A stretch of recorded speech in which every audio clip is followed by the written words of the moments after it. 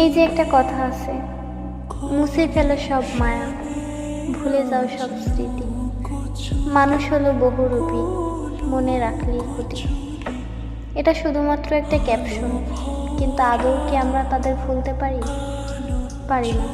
আক্ষেপ থেকেই যায়, আফসোস থেকে যায় যে সে কেন আমার হলো না, নাকি সে আমার থেকে বেটার অপশন পেয়েছে।